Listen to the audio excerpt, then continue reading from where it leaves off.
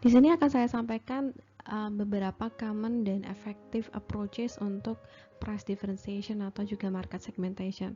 Yang pertama adalah group pricing, di mana kita memberikan harga yang berbeda kepada grup yang berbeda untuk exactly as the same product.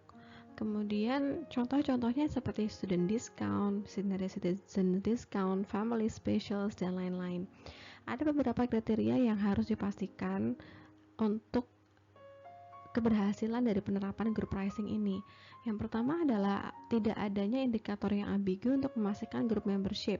Misalkan kalau student discount kan jelas ya dengan menunjukkan KTM-nya misalnya, atau juga senior citizen discount juga mereka biasanya di luar negeri suka ada kartu khusus untuk senior citizen. Dan juga yang kedua, group membership ini harus berkorelasi kuat dengan price sensitivity. Student senior citizen harus dipastikan mereka price sensitivitasnya tinggi, sehingga dengan memberikan diskon mereka akan tertarik untuk membeli.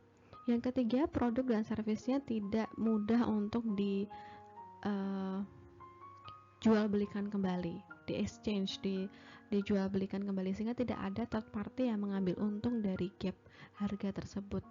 Nah, ini biasanya yang lebih mudah untuk melakukan ini adalah service ya, karena contohnya misalkan Disneyland, tidak mungkin kita bisa menjual belikan kembali gitu ya.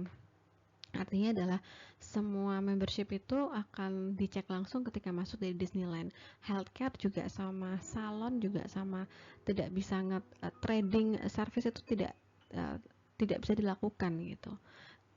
Kemudian yang terakhir adalah segmentasi harus culturally dan legally accepted.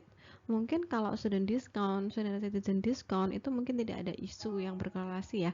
Tapi kadang-kadang di negara tertentu itu kalau kita segmenting berdasarkan pada ras atau gender, nah itu secara legal tidak dapat terima misalnya. Sehingga harus ngecek legal issue dan juga cultural issue. Yang kedua adalah channel pricing, di mana kita akan menjual produk sama untuk harga yang berbeda-beda kepada distribution channel yang berbeda-beda. Contohnya adalah special web only fares untuk airline tickets. Di sini kalau kita beli airline di web atau di internet atau di price comparison booths gitu ya, akan lebih murah daripada lewat travel agency. Sebenarnya sudah diterapkan ya di apps maupun online marketplace maupun juga beberapa produk yang memiliki online channel. Mereka suka memberikan special untuk online prices gitu ya. Ada beberapa alasan kenapa kemudian channel pricing ini lebih tepat. Yang pertama adalah biaya. Misalkan untuk airline tiket gitu ya, kalau biaya distribusi atau jualan melalui travel agent itu katakanlah $40, kemudian jualan melalui website sendiri atau melalui internet itu butuh $18 saja, sehingga ada gap gitu, gap biaya distribusi produknya sebesar 30. Nah, ini yang kemudian menjadi alasan, menjadi wajar gitu ya, kenapa airline ini memberikan pricing yang berbeda-beda untuk setiap channel, karena memang cost-nya juga berbeda-beda untuk cost distribusinya. Kemudian yang kedua, customer yang datang pada different channel mungkin memiliki different price sensitivities. Contohnya adalah kita kalau beli online, misalkan di price comparison booth gitu ya, website yang menampilkan semua katakanlah Traveloka gitu ya, ataupun yang lainnya, kalau kita kemudian lihat harga tiket kan akan muncul semua alternatif. Dengan mudah kita dapat mengcompare harga satu dengan yang lainnya, sehingga price sensitivity pada customer yang mencari info secara online lebih tinggi daripada customer yang kemudian mencari info secara offline gitu. Sehingga menjadi wajar kalau kita memberikan pricing yang berbeda-beda untuk setiap channel. Yang ketiga adalah regional pricing. Strategi ini adalah yang paling umum dilakukan oleh kebanyakan, di mana kita akan menjual harga yang berbeda-beda kepada lokasi yang berbeda-beda untuk produk yang sama. Contohnya adalah round trip dari Manchester Jakarta. Kalau saya beli dari Indonesia, itu pasti akan lebih mahal dibandingkan dengan kalau saya beli di UK. Dan itu bisa perbedaannya bisa 2 kali lipat gitu, yang lebih mahal di Indonesia daripada kalau saya beli dari UK. Salah satu alasannya adalah price difference ini memang dilakukan oleh supplier untuk mengeksploitasi differences dari price sensitivity antar lokasinya. Kalau teman-teman perhatikan pada group pricing ada dua hal yang kemudian menonjol. Yang pertama adalah kesulitan dalam menganalisis price sensitivity yang menunjukkan grup mana yang akan kita berikan diskon. Kemudian yang kedua ada terlihat seperti tidak fair gitu ya, bahwa hanya grup-grup tertentu yang mendapatkan diskon.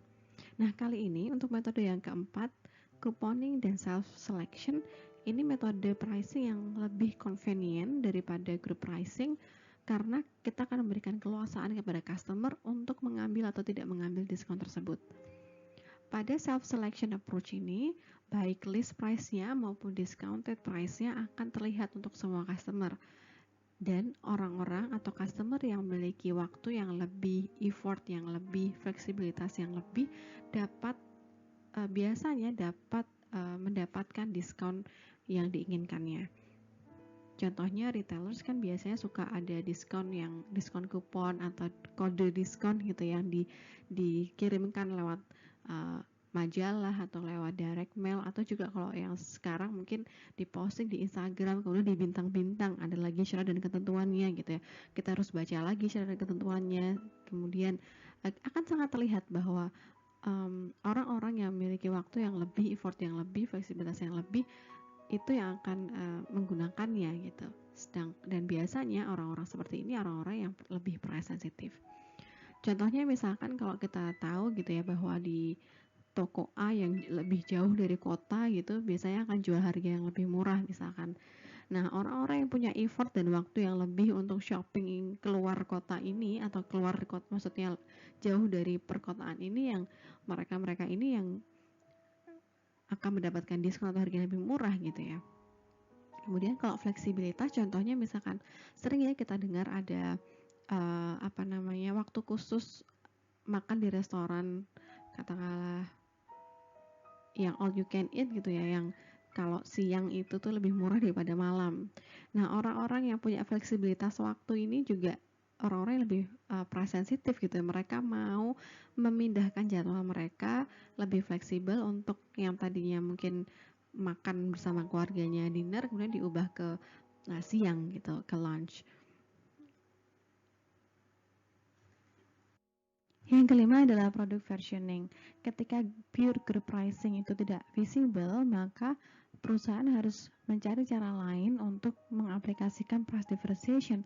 Salah satunya dengan tadi, yang pertama adalah inferior varian, yang kedua dengan superior varian.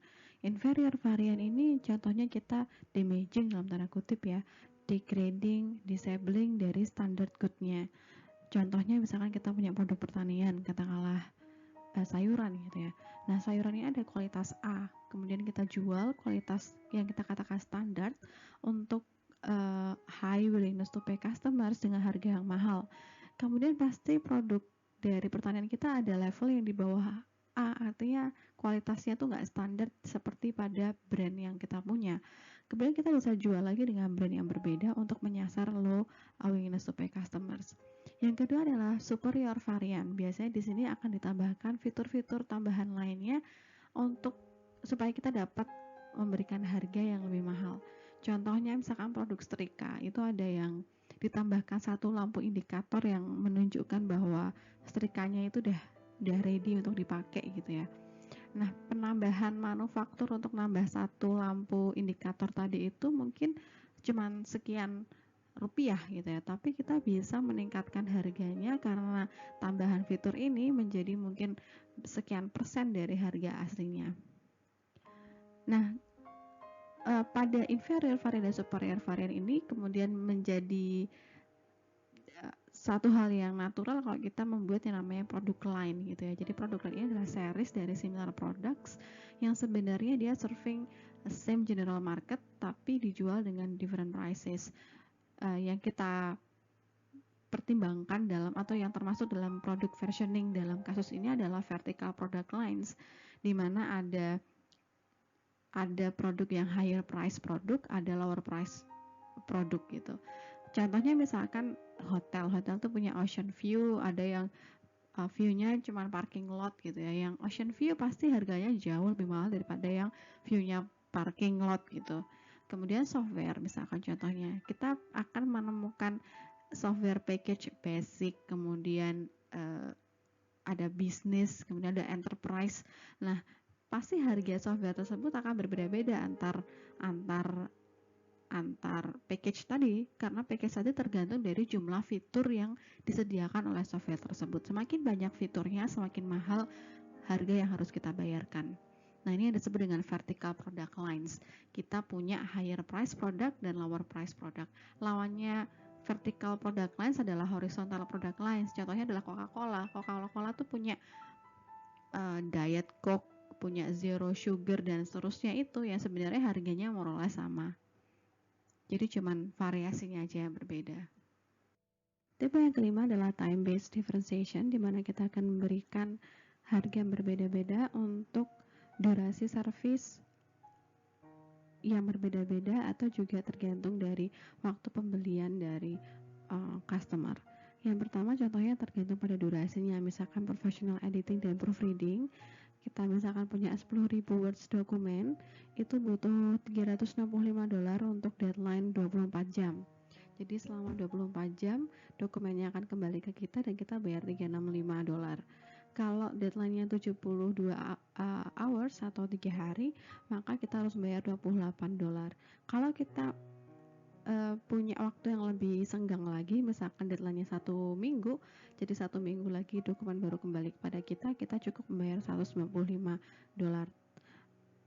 Contoh lainnya misalkan kalau kita mengirim produk atau beli produk dengan delivery, nah itu kan kita kadang-kadang suruh milih antara mau 1 hari gitu ya, same day delivery, atau 3-5 hari. Nah itu kan tergantung dari keinginan kita gitu, dan itu charge-nya akan berbeda-beda. Selain itu juga bisa jadi dari waktu pembelian yang berbeda-beda. Contohnya airline, misalkan kalau kita beli jauh-jauh hari gitu ya, seminggu sebelumnya dari departure date-nya, pasti lebih murah daripada yang mendekati departure date.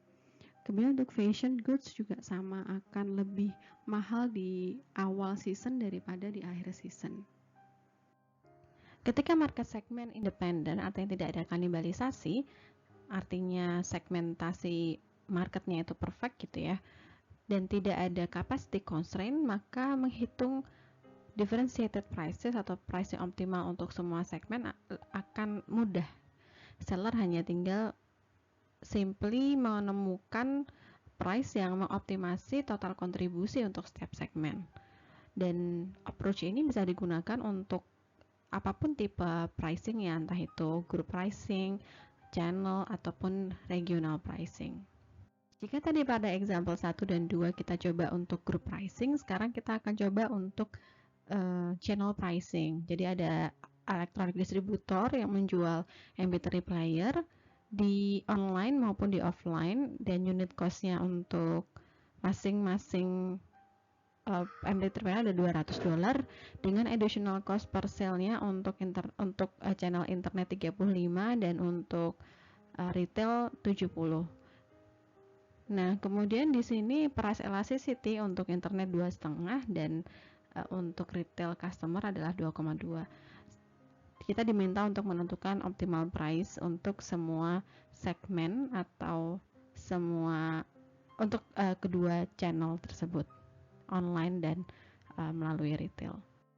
Untuk menjawab pertanyaan tersebut, kita perlu tahu apa hubungannya price elasticity atau price sensitivity terhadap price optimal gitu ya. Kemudian kita bisa mulai start dari total kontribusi M yang seperti yang sudah kita pakai sama ini, P minus C dikalikan dengan demand sebagai fungsi dari P.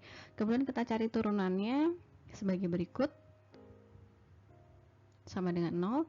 Lalu kita akan mendapatkan DP sama dengan minus turunan pertama dari P dikalikan P kurang dari C.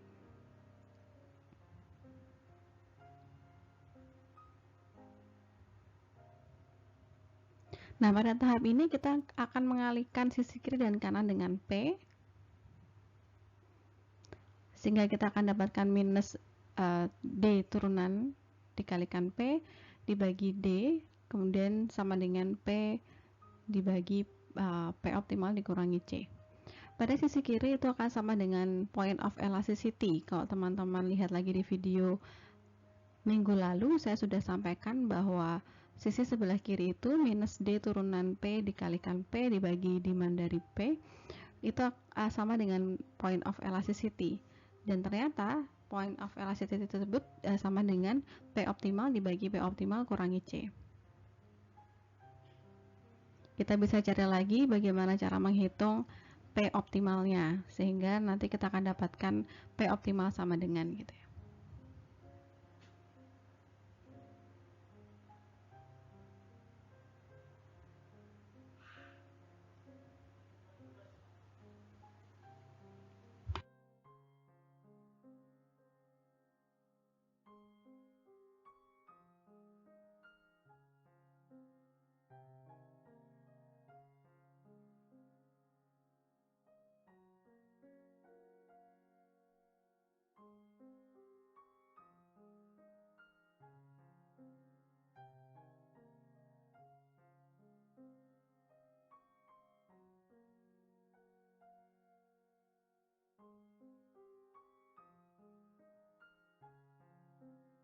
Nah, dari sini kita bisa tarik P optimal itu sama dengan elasticity dari P optimal dibagi elasticity dari P optimal dikurangi 1 dikalikan dengan C. Nah, ini bisa digunakan sebagai menghitung P optimal ketika elasticity-nya diketahui. Pada contoh kasus yang sudah kita cantumkan tadi, elasticity pada produk yang pertama adalah 2,5, kemudian pada produk yang kedua 2,2, kemudian C1-nya 235 dan C2-nya 270. Dengan rumus yang sudah kita turunkan tadi, P1 optimal, kita dapat memasukkan nilai elastisitasnya dan nilai C-nya ke dalam rumus tersebut, sehingga didapatkan 2,5 dibagi 1,5 dikali 235 untuk P1 dan P2 2,2 dibagi 1,2 dikali 270, sehingga didapatkan nilai sebesar 392 dan 495. Nah, ini adalah P1 optimal dan P2 optimal untuk masing-masing channel. Bagaimana cara menentukan optimal pricing ketika arbitrage terjadi, di mana third party purchase produk dengan low price kemudian menjual kembali dengan harga yang lebih tinggi. Misalkan pada regional pricing gitu ya, ada third party yang beli produk di low price region, kemudian transport dengan murah, lalu resell lagi di higher price region. Misalkan kita dari region E gitu ya, kemudian third party tersebut akan jual di region C. Nah, ketika mentransfer dari I ke J ini, dia ada harga katakanlah ya A, I, J, yaitu biaya transport dari I ke J. Untuk memastikan bahwa hal ini tidak terjadi, maka kita pastikan bahwa harga belinya ditambah dengan harga atau biaya transportasi A, I ke J itu tidak lebih kecil daripada harga jual di kota J, sehingga tidak ada gap atau benefit yang bisa diambil oleh third party tersebut. Namun demikian tentu optimasinya akan sama ya, berbeda adalah constraint-nya, ada constraint ini.